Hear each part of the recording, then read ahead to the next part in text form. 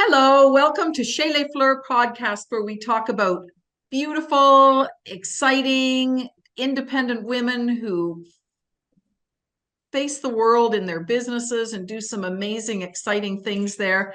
And we like to talk about what women are doing, how they're doing it, where they're doing it in the business world. And today I am thrilled to have with me Peggy Shaughnessy.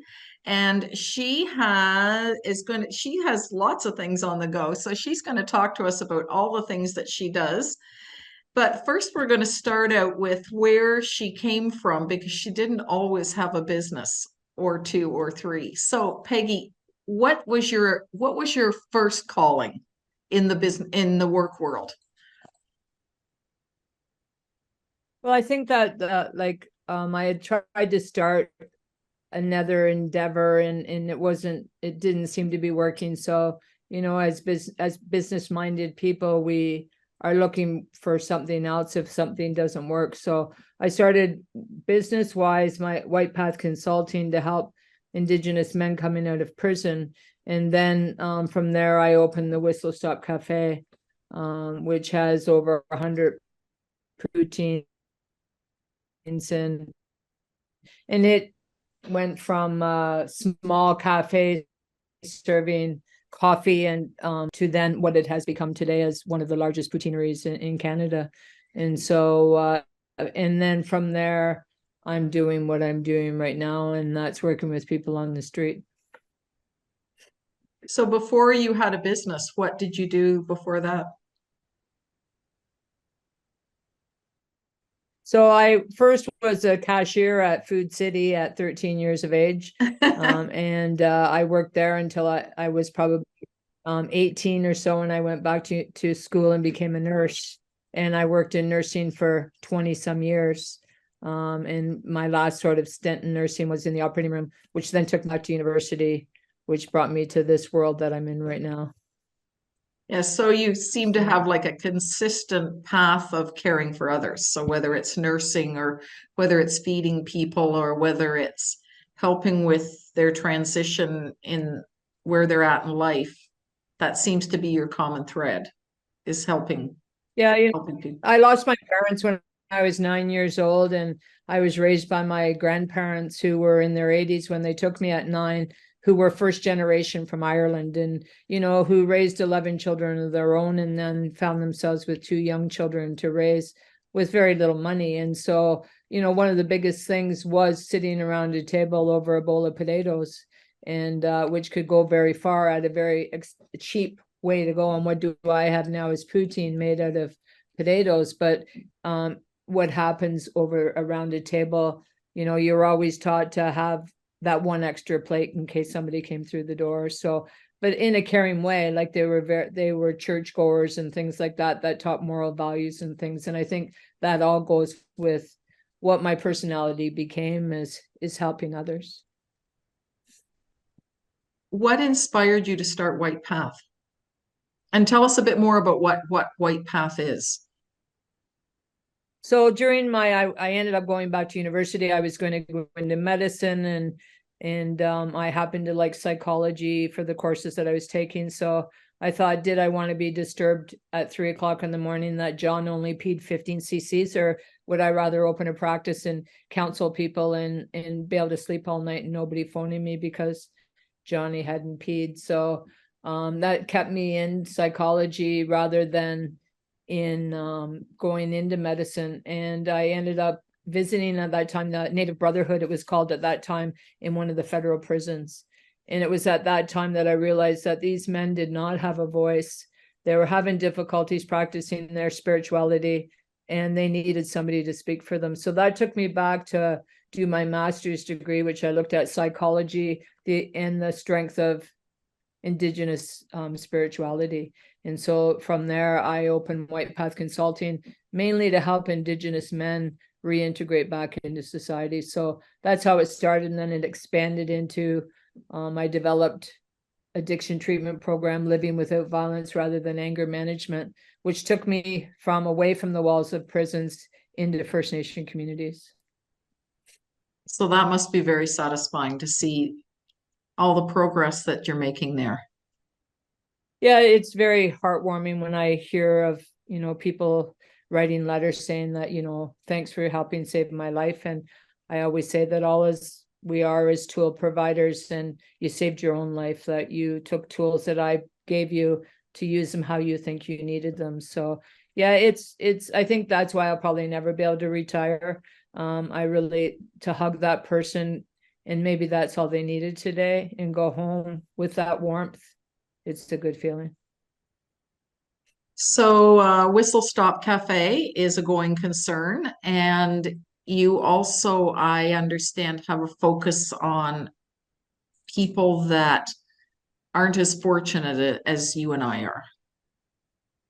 So I think that I've always helped people that maybe others might not hire. So over the years, we've helped a lot of people, but I've come across amazing people that I've hired through the international program at Trent University. So we've hired a lot of international students over the years. And that is just, you learn so much from people from other parts of the world. And that's been a really awesome thing, is learning about other cultures, and sort of being their mother away from home and telling them off when they need it, and sort of helping them get through school. So that's been really awesome. And then giving that, not a hands up, but sort of a lift up to help that. And recently Rashid, we helped him, he couldn't speak English when he came, and now he's been reunited with his family that everybody thought was dead, and they've been reconnected, and we're hoping that Rashid is able to get them to Canada as well. So yeah, it's been a really awesome, being in business as a woman and surrounding yourself with awesome people, like it's been a real, I'm very thankful that I was able to have those opportunities.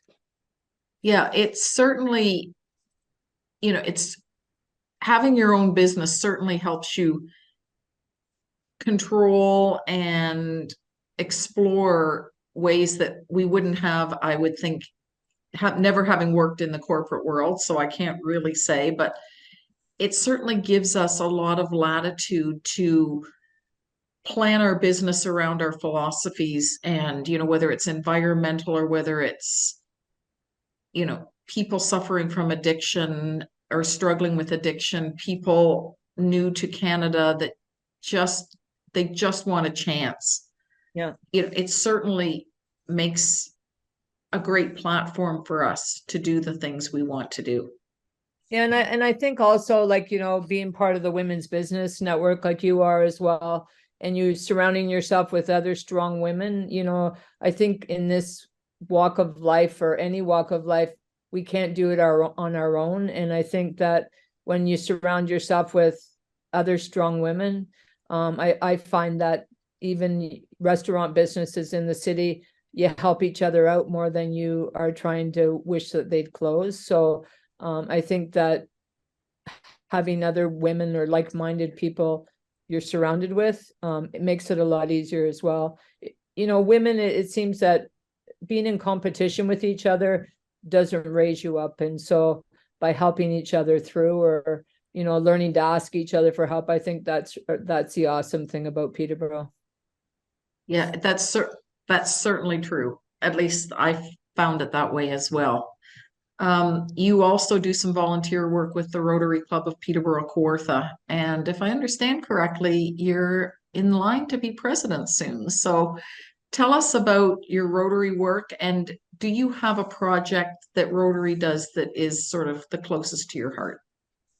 Well, I was fortunate enough to be able to, Mark Hunt, we worked together in the operating room for many years, and asked me to come to a few meetings with her. And I think, being as a businesswoman, and with my type of work, I don't need to go somewhere with somebody else. I can pretty well know the room by the time I'm done. I've never been too worried about going somewhere. So when I started, and I hadn't become a member of the Rotary Club of Peterborough Kawartha, at that particular time, I sat at a different table every week because I wanted to get to know people within the club. And I quit at one time as well, because I just was busy with school. And so anyway, then I missed everybody, because it wasn't like I wanted everybody to come to dinner.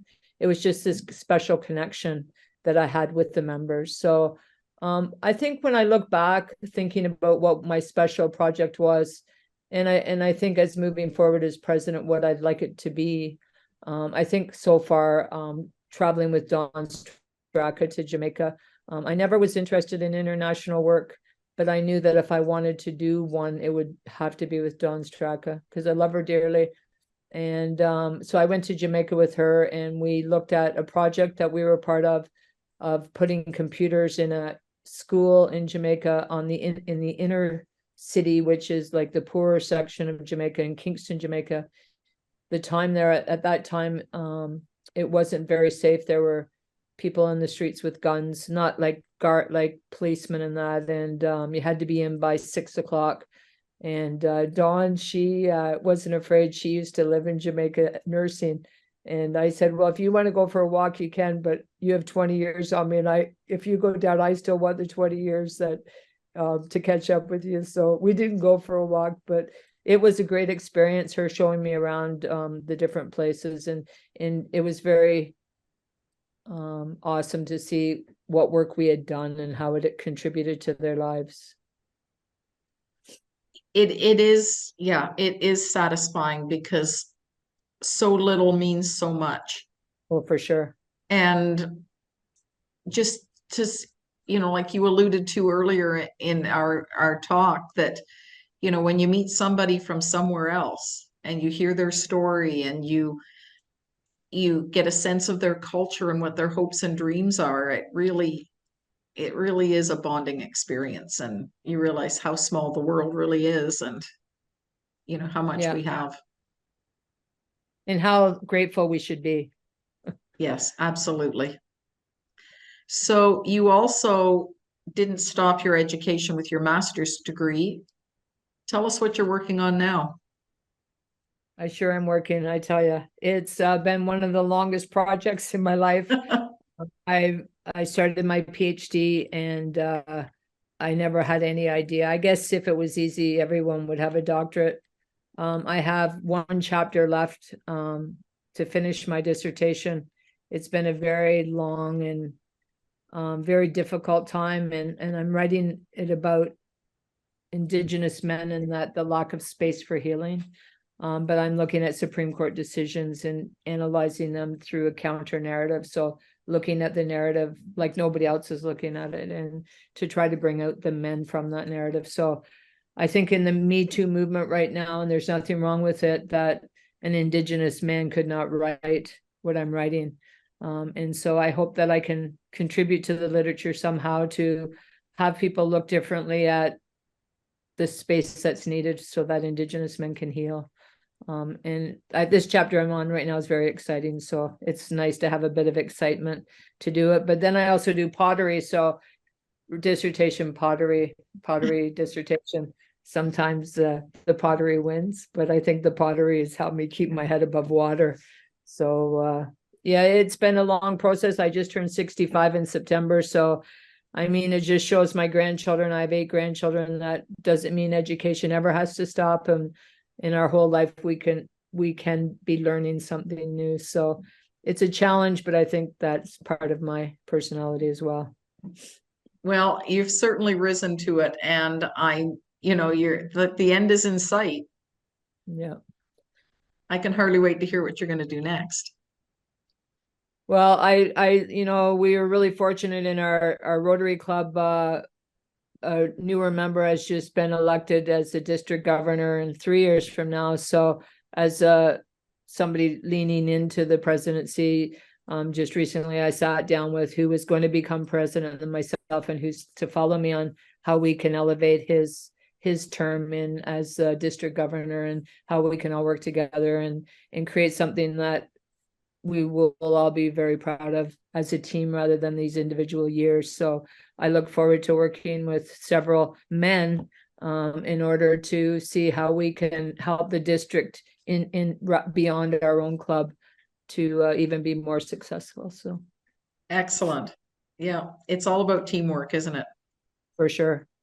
Okay, so Peggy, thank you for being with us today on Chez Les Fleur. I like to do is close our time together with some rapid fire questions. So I've got 5 questions here for you if you're up for it. Mhm. Okay, you ready? You shoot away. Okay. Fries or onion rings?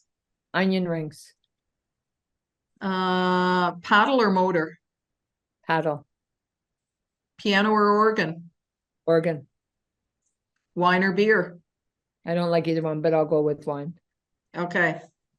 Tablet or laptop? Laptop. Peggy, thank you very much for being with us today. I really appreciate it. And you are truly amazing, and your energy never ends, and your compassion for people just bubbles over. And I appreciate your time. I appreciate what you do in our community and what you do in the world. And, it's just part of that great network of women that we talked about earlier that lifts each other up and then lifts up, as they say, the boat rises with the tide. And I think we create quite a tide and lift a lot of people and organizations and businesses up. So I really appreciate your time and thank you. Next week, if you're joining us for the first time, welcome. And if you're joining us again after seeing other podcasts, we welcome you back. Next week, our guest is going to be Betty Holman Plumley, and she works with Investors Group, and she too helps families. So I look forward to seeing you next week. Thank you very much. We'll see you. Bye. Thanks, Janet. Thank you, Peggy.